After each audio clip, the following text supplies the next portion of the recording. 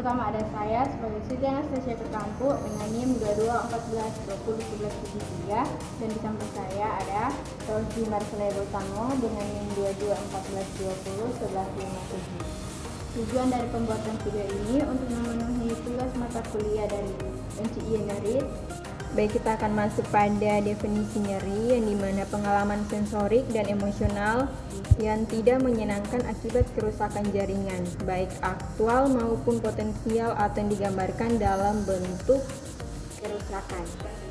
Adapun jenis-jenis nyerinya, yang pertama yaitu nyeri somatik, yang dimana nyeri tajam, panas atau menyengat, yang dapat ditunjukkan lokasinya berasal dari kulit, jaringan pengikat, otot, tulang, dan sendi. Kemudian nyeri visceral, yaitu nyeri tumpul, kram, atau kolik yang tidak terlokalisir. Kemudian berasal dari organ dalam, rongga toraks, dan juga abdomen dan pelvis. Kemudian nyeri alih, di mana nyeri yang berbeda dari tempat asal yang disebabkan oleh inervasi segmen spinal yang sama, dan ini juga terjadi karena saraf efferenti medulla spinalis menghantarkan persepsi salah. Untuk penilaian nyerinya, yaitu di sini ada unidimensional.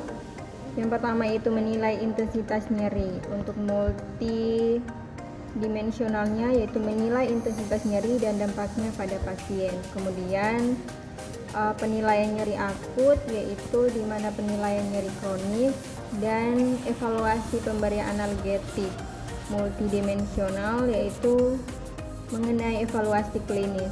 Kemudian instrumen. Untuk skala nyerinya, skala 0 berarti tidak ada nyeri atau aktivitas normal.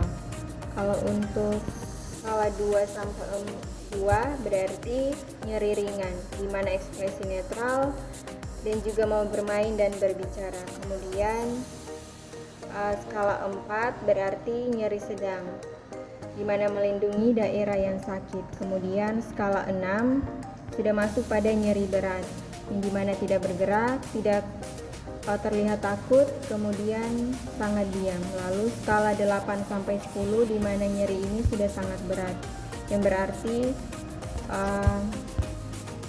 pengamatan penampilan di sini sudah gelisah, mengeluh, sangat nyeri, kemudian menangis terus.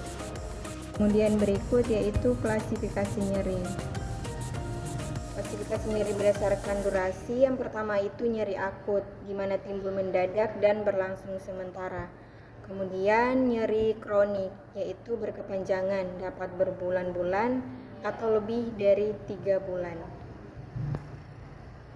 Kemudian berdasarkan derajat.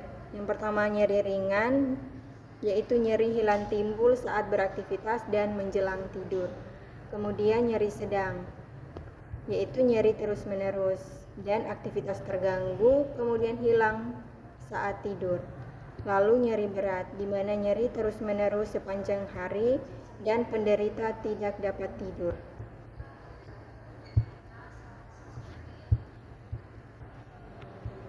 Kemudian berdasarkan asalnya, nyeri nociceptif, yaitu jaringan yang mengalami inflamasi mengeluarkan berbagai mediator inflamasi. MI dapat mengaktifasi, Baik, pembahasan berikutnya adalah penilaian intensitas nyeri. Yang pertama ada visual analog scale. Yang pertama skala linear yang menggambarkan secara visual gradasi tingkat nyeri yang dialami pasien.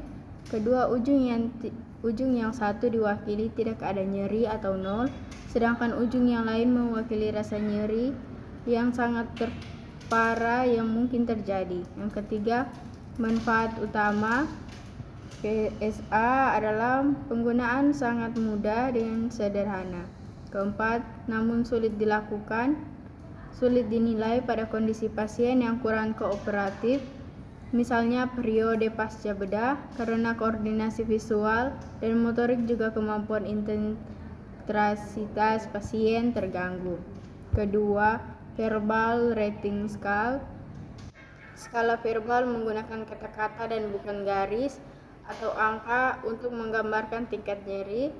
Kedua, skala digunakan dapat berupa tidak ada nyeri, nyeri ringan, nyeri sedang, berat, dan sangat berat. Ketiga, lebih bermanfaat pada periode pasca bedah karena tidak terlalu mengandalkan koordinasi visual dan motorik. Keempat, karena skala ini membatasi pilihan kata pasien, makanya tidak dapat membedakan berbagai tipe nyeri.